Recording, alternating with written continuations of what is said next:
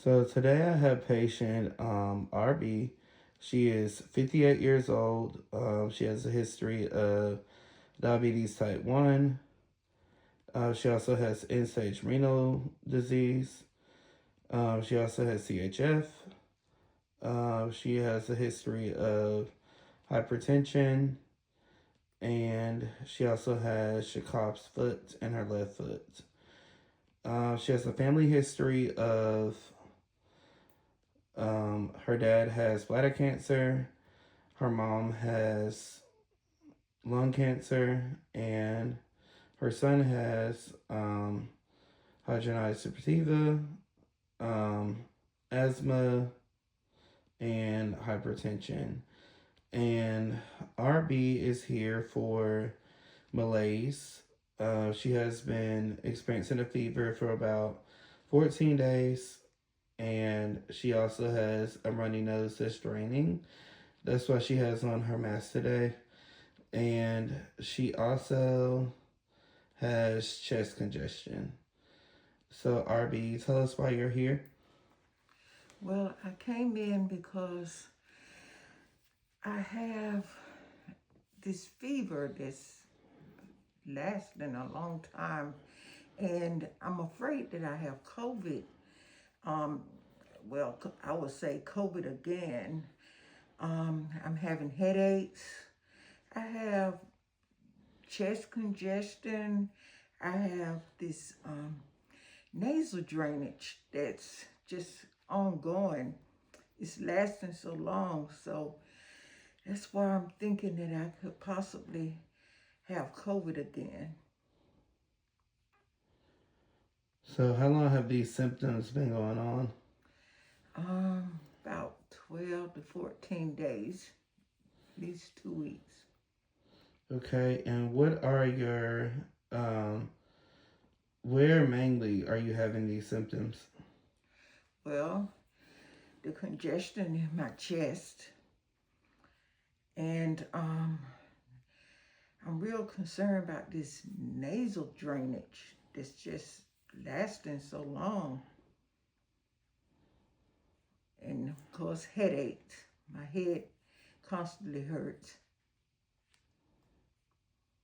So, are there any medications that you have been taking? Well, I take my blood pressure medicine, and I have an insulin pump. So, of course, I take my insulin, and I've been taking Tylenol for the fever and the headaches. Okay, so that's great because that's actually one of the medications that I was going to recommend. The Tylenol 500. Tylenol 500 milligrams, two caplets every 8 hours as needed for fever or scheduled as needed for fever and or headache. Because I know that the headache has been something that's been ongoing for about 14 days for you, Mm-hmm. which that's one of the symptoms of COVID. And Mm. so today we are actually going to test you. We're going to do a swab for RSV, for influenza A and B, and for COVID. We're also going to draw some labs on you. We're going to do a CBC with dip, which is some blood tests. We're going to also get some urine from you because we want to dipstick your urine to see if you're spilling ketones by you being a type 1 diabetic. And we want to also get a CMP with EGFR by you being a kidney patient because we want to see what your um, BUN and creatinine is.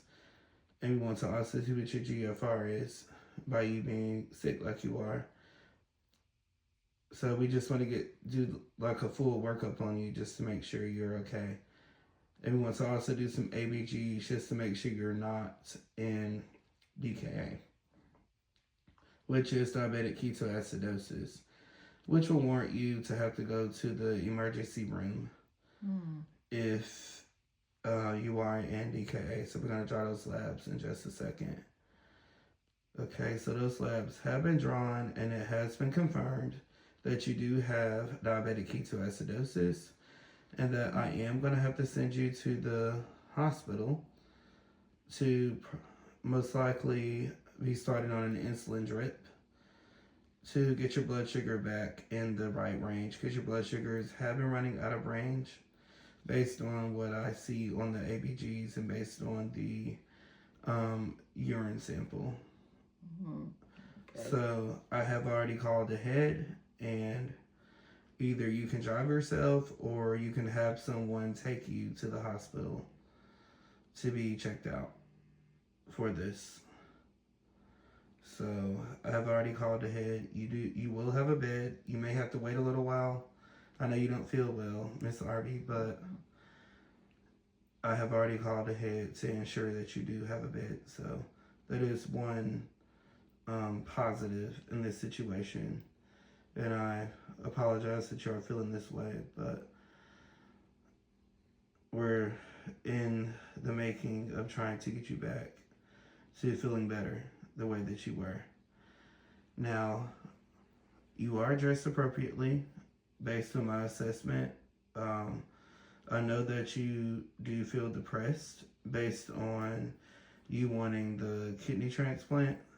You want to be able to spend time, because I know your son means a lot to you, and that you want to spend time with him, and that you want to live your normal life that you were living prior to starting on dialysis Monday, Wednesday, Friday. I know that's hard for you based on my assessment and based on what you have expressed on your questionnaire that you did prior to coming into the office with me. So I totally understand what you're going through. So we're going to work towards that, but as of right now, we're going to work towards getting you better so that you can get back on track to where you were before. Oh, yes, thank you.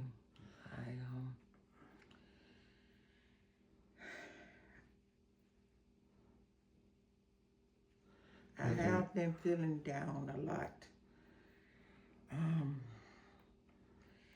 While waiting on getting in position to be able to receive a kidney transplant, so that I can have a better quality of life and spend more time with my son. Yeah, because I know that's very important to you.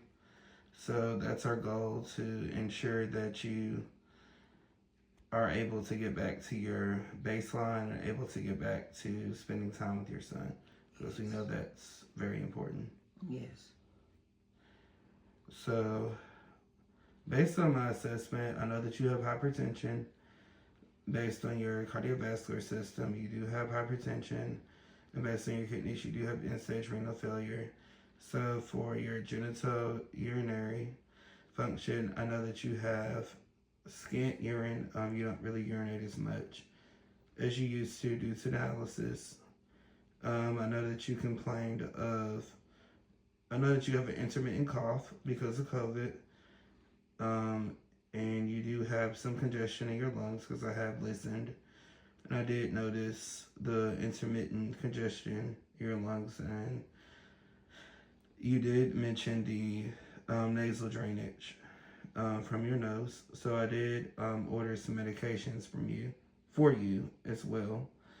I ordered Mucinex, 600 milligrams, take 2 tablets by mouth every 12 hours for during the duration of this virus. I also ordered Tylenol, 1,000 milligrams every 8 hours for fever and or headache.